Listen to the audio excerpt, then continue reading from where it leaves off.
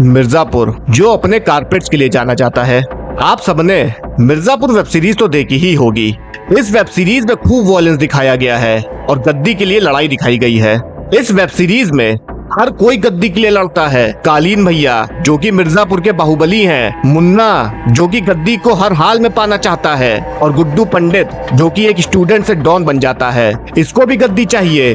और कई इसमें ऐसे कैरेक्टर्स हैं जो मिर्जापुर की गद्दी को हर हाल में पाना चाहते हैं, लेकिन गद्दी किसी को नहीं मिलती है। इस पूरी वेब सीरीज में गद्दी को लेकर लड़ाई है। जो लोग इस वेब सीरीज को पसंद करते हैं उन्हें लगता है ये वेब सीरीज की कहानी असली है। कोई कालीन भैया होगा या कोई मुन्ना भैया होगा या फिर कोई गुड्डू पंडित होगा जिन्होंने मिर्जापुर की गद्दी पे राज किया होगा। लेकिन दोस्तों, मिर्जापुर में ऐसे कोई भी कैरेक्टर्स नहीं थे जो इस वेब सीरीज में दिखाए गए हैं। ये वेब सीरीज की कहानी एक काल्पनिक कहानी है। ऐसे कोई भी कैरेक्टर मिर्जापुर में नहीं थे। आजकल की वेब सीरीजों में मेकर्स मसाला डालते हैं, तभी लोग इन वेब सीरीज को देखते हैं, क्योंकि इन नाटकों में जब तक एंटरटेनमेंट नहीं होगा तब कोई इन नाटकों को देखना पसंद नहीं करता है। तो मेकर्स को डालना पड़ता है मसाला, तभी तो वेब सीरीज मजेदार बनती है। अब हम देखेंगे मिर्जापुर में ऐसे कौन कौन लोग आए जिनका मिर्जापुर में अलग ही भौकाल था। मिर्जापुर की गद्दी को लेकर जंग साल 1996 से शुरू हुई थी। बैंडेड क्वीन नाम से मशहूर डकैत फूलन देवी को कौन नहीं जानता है। इन्होंने समाजवादी पार्टी की तरफ से संसद का चुनाव लड़ा और उस समय फूलन देवी का खौफ इतना था कि बड़े से बड़ा इंसान इनके नाम से डरता था, और इनको लोगों ने भर भर के वोट दिए और भारी वोटों से ये चुनाव जीत गयी। जिले के वरिष्ठ पत्रकार सलील पांडे बताते हैं कि जब फूलन देवी चुनाव मैदान में थी, उनकी लोकप्रियता इतनी ज्यादा थी कि वो अपनी गाड़ी से प्रचार के लिए निकलती थी तो लोगों का हुजूम उनके काफिले के पीछे दौड़ता था। वो कुछ साल तक सांसद रही, लेकिन 25 जुलाई 2001 को शेर सिंह राणा ने इनकी हत्या कर दी थी। और दोस्तों, बहुत जल्दी मैं फूलन देवी की स्टोरी भी लेके आऊंगा। फूलन देवी के मरने के बाद मिर्जापुर कुछ समय तक शांत रहा, लेकिन अंदर ही अंदर लोग खेल खेल रहे थे और तकरीबन 8 सालों तक पर्दे के पीछे से जिले की राजनीति की नब्ज को टटोलने वाले डकैत ददुआ शिव कुमार पटेल के भाई बाल कुमार पटेल 2009 लोकसभा चुनाव में सपा के टिकट पर सियासी अखाड़े में कूद पड़े। बाल कुमार पटेल के ऊपर भी उस समय कई मुकदमे थे। 2009 के लोकसभा चुनाव में हाल ये हुआ कि समाजवादी पार्टी के टिकट से चुनाव जीतकर बाल कुमार पटेल सांसद बन गए।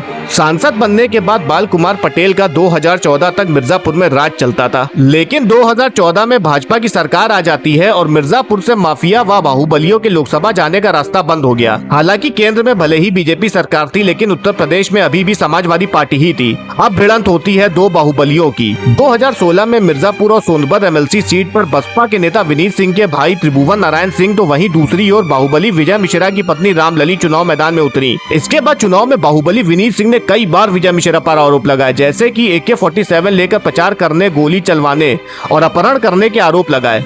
लेकिन आखिरी में इस चुनाव में रामलली ने त्रिभुवन नारायण सिंह को मात दे दी, जिसके बाद मिर्जापुर में विजय मिश्रा का नाम चलने लगा।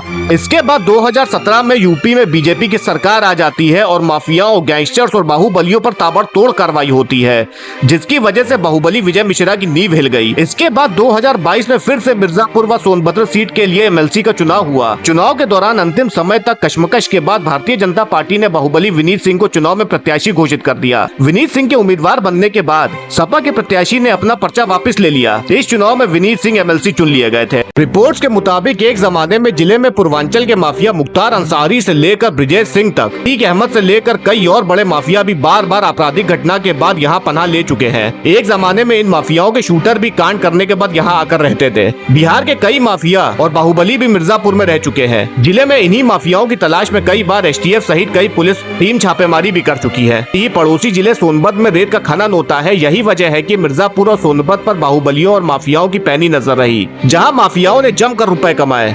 गद्दी की सियासत में कई बार बाहुबली एक दूसरे के सामने आए, लेकिन अंत में जीत उसे ही मिली जिसका पलड़ा भारी रहा। देखो, वैसे तो बहुत सारे लोग मिर्जापुर में आए, लेकिन ये कुछ नामी लोग थे जिनका मिर्जापुर में राज चलता था। तो दोस्तों, यही पूरी वीडियो थी। अगर आपको वीडियो पसंद आई हो तो वीडियो को लाइक करिए और चैनल को भी सब्सक्राइब करिए। धन्यवाद।